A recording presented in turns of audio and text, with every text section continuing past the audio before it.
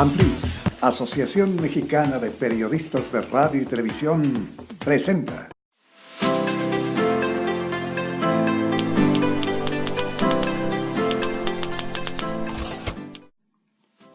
Francisco Olvera, delegado del PRI en la Ciudad de México, hace cuentas alegres. Tan solo con su estructura electoral, dice que el PRI puede obtener más de 1.700.000 votos en la capital. Esto equivale a 500.000 votos más de los que ganó Enrique Peña en 2012. El escenario que traza Olvera es aún más positivo. Cree que su candidato, Miquel Arriola, puede ganar la jefatura de gobierno. Vislumbra que los ciudadanos le darán al menos 300.000 votos más, con lo cual rebasará la cifra mágica de 2 millones de votos. Olvera reconoce que Miquel incluyó temas muy polémicos en su propuesta electoral: su oposición a la adopción por parte de parejas homoparentales, estar en contra del uso de la marihuana con fines recreativos e incluso condenar el aborto. En ciertas libertades se ha llegado al libertinaje, opina el líder priista. Olvera fundamenta su hipótesis del eventual triunfo de Miquel Arriola en que es un candidato ciudadano con gran trayectoria.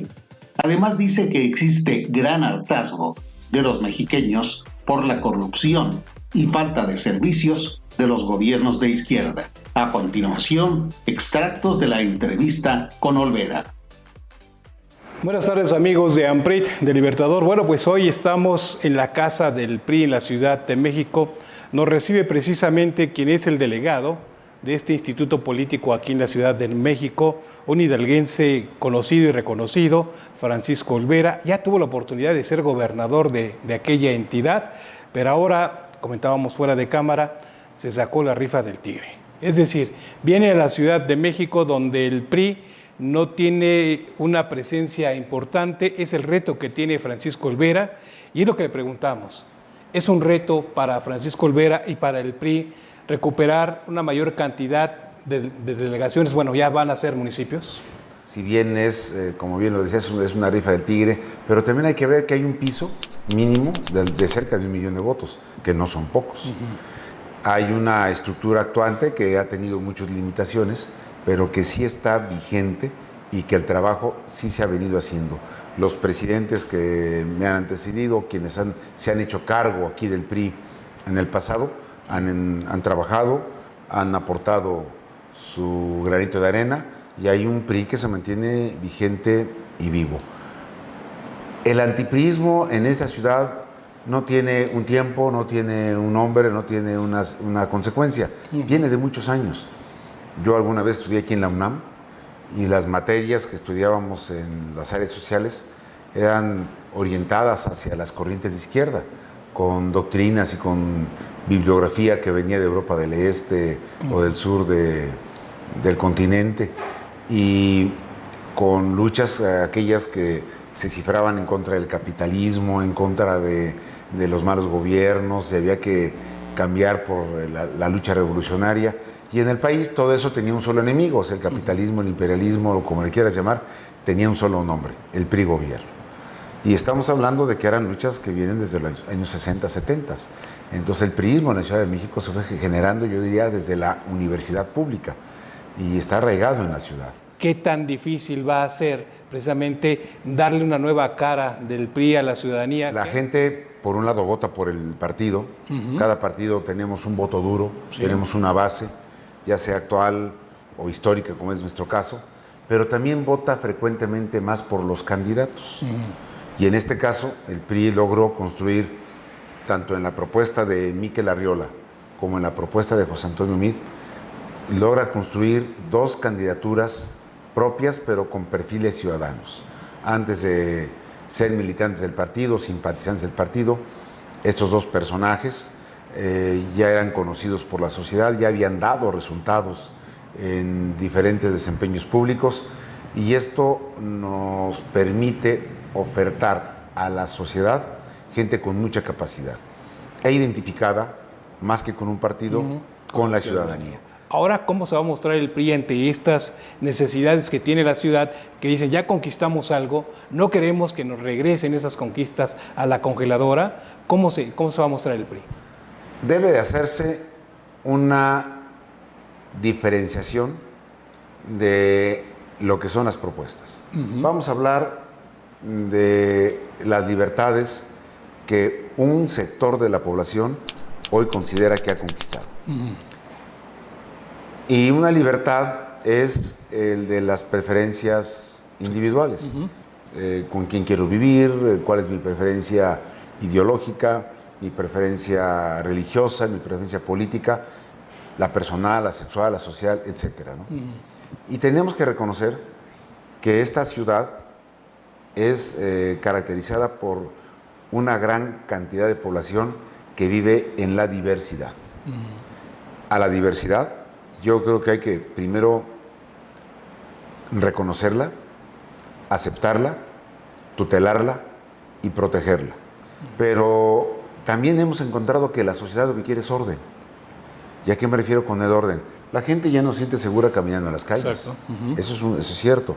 La gente anda a ciertas horas, le llamamos pico en el tráfico, y es un desorden estar en el tráfico. No hay control de semáforos, los agentes de tránsito no sirven para nada. La gente lo que quiere es un poco de orden, pero también lo quieren las familias.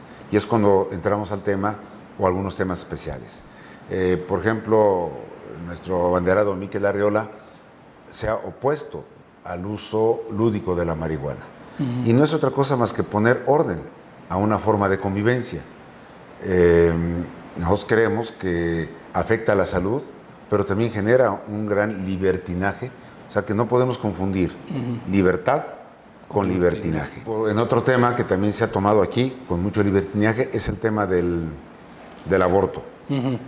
Se le ha dado a la mujer el reconocimiento de que es libre de decidir en su cuerpo, pero todavía está en tela de discusión si hay vida a partir de que se forma el primer huevo o cigoto, que se llama, ¿verdad? Sí. Desde el primer momento en que se entiende que se da la concepción y que ya está alimentado fisiológicamente por la mujer, porque bueno, se dan fertilizaciones in vitro. Bueno, eso es relativo, pero cuando ya está alimentado por la mujer, ya hay vida. Entonces hay una discusión si desde ahí ya hay vida y si debe permitirse el aborto o no. Y yo te quiero poner el ejemplo. Muchas jovencitas de mi estado, de Hidalgo, vienen aquí y recurren no al sector salud. Esta liberalización en la penalización del aborto ha permitido la proliferación de una gran cantidad de clínicas clandestinas, que no siempre trabajan con los estándares mínimos de salubridad. Entonces llegan o a lesionarlas o a afectarles en definitiva el aparato reproductivo, o tienen diferentes consecuencias. Han llegado jovencitas allá a querer poner una demanda, a que las atienda el sector salud, que las repare, y cuando ya no hay consecuencia, y cuando piden orientación jurídica, bueno, es otra entidad. Entonces queremos que se ha soltado con mucha ligereza.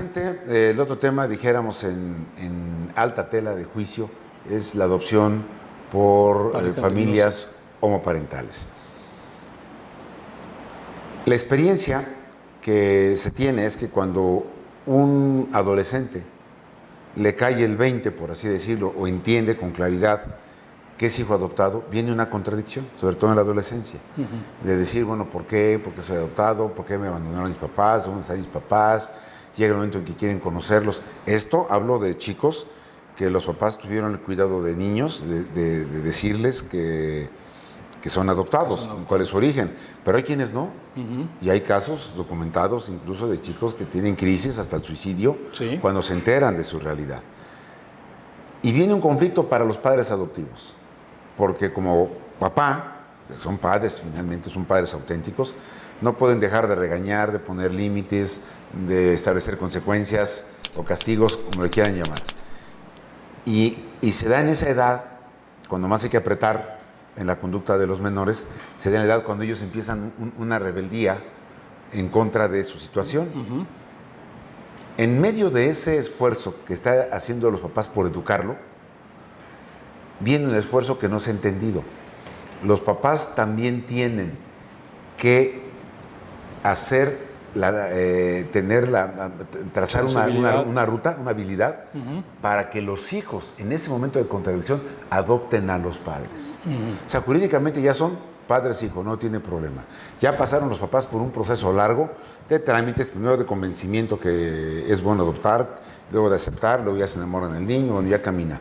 Pero cuando el joven se da cuenta de su realidad, viene el esfuerzo del padre para que lo adopten como padre. O sea, ahí viene una adopción múltiple. Bueno, si eso se da, si eso es crítico, si eso en verdad es algo serio, cuando las familias son tradicionales, dijéramos, imagínate cuando el chico entra en esa contradicción, entra en esa dificultad y sus padres son homoparentales, que tienen que ganárselo al hijo adoptivo, se lo tienen que adoptar para que lo acepte a los padres que tiene. O sea, no es tan fácil este asunto. Entonces yo creo que es un tema que todavía debe tomarse con mucho cuidado, analizarse seriamente. Vamos a un corte, amigos. Estamos en el PRI, Ciudad de México, con el delegado Francisco Olvera. Vamos a un corte, regresamos.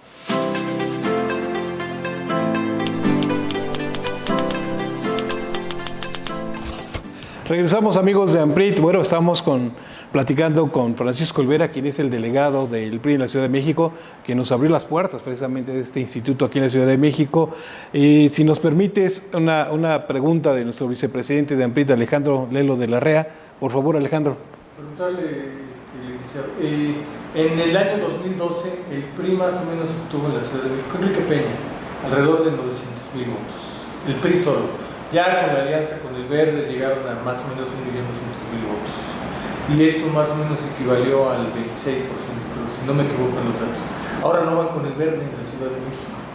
¿Cuál es el objetivo de votos para el candidato Mid y también para el candidato Miquel Arriola? Nos estamos estableciendo una meta muy ambiciosa de un piso mínimo de 1.400.000 y pensamos que podemos llegar hasta 1.700.000. Nuestra meta es mantenernos en ese margen. Y podrán preguntar, oye, pero si lo histórico ha sido mucho menor, ¿a qué le atribuyen ahora el que estemos en esa alta expectativa? Bueno, aquí ha habido una circunstancia muy especial. Nuestras estructuras han sido limitadas. O sea, no habíamos tenido suficientes estructuras para hacer una invitación al voto sólida, consistente. No teníamos gente que anduviera tocando las puertas, como en otras entidades, promoviendo el voto, haciendo el compromiso, llevando el mensaje de los candidatos. Nos habíamos visto limitados en ese escenario de estructuras de promoción. Hoy vamos alcanzando también una meta de miles de personas que se van sumando poco a poco. Gente que se había mantenido alejada del partido se está acercando. Vemos que corrientes que ya no tenían mucha presencia hoy tratan de hacerse presentes.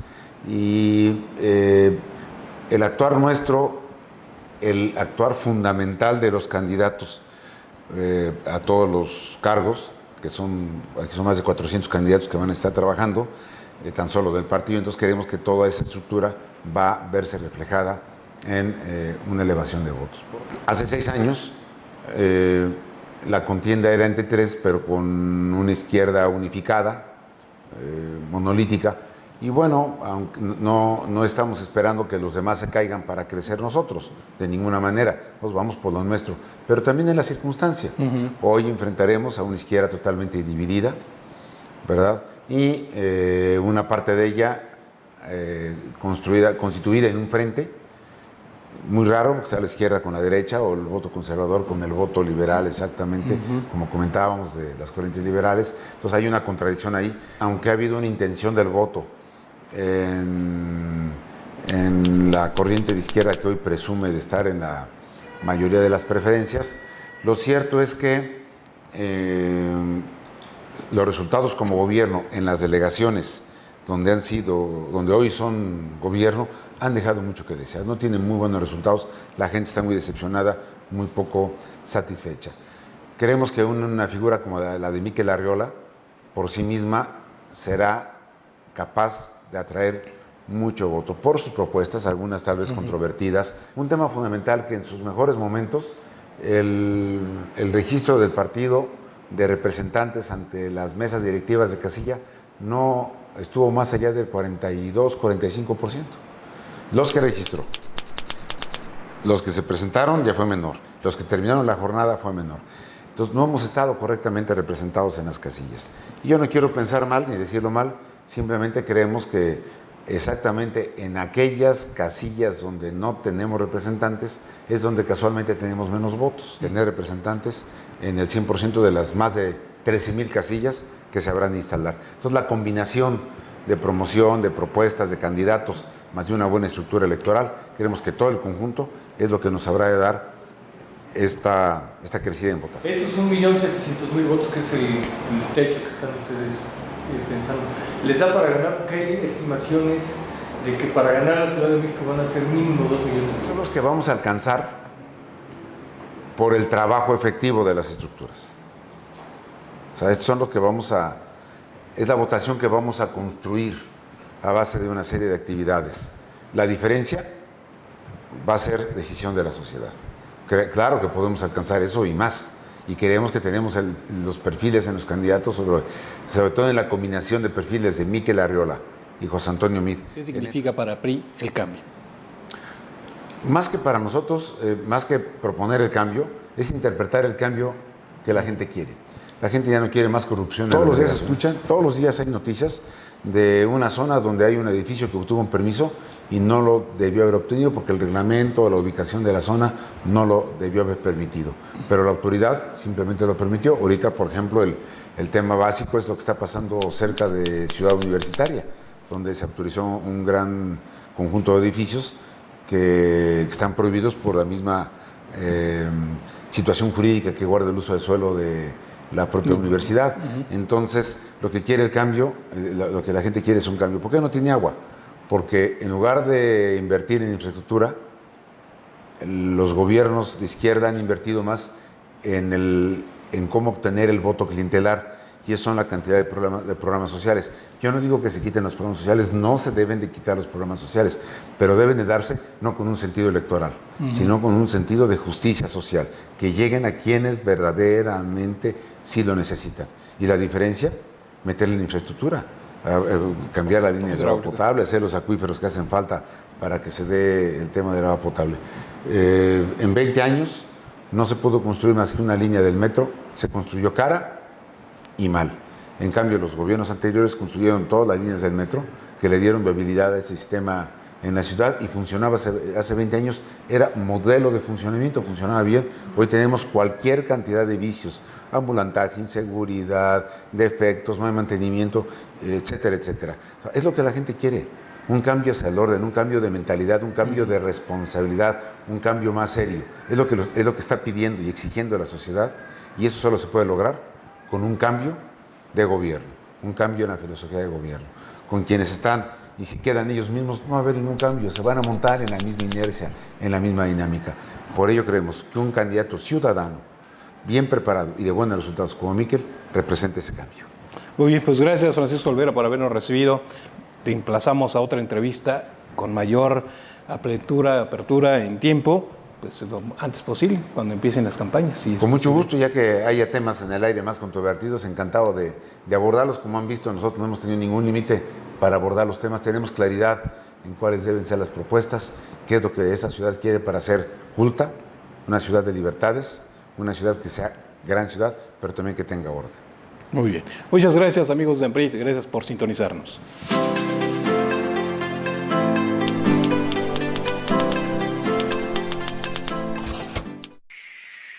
Círculo Digital. AMPRIT, Asociación Mexicana de Periodistas de Radio y Televisión, presentó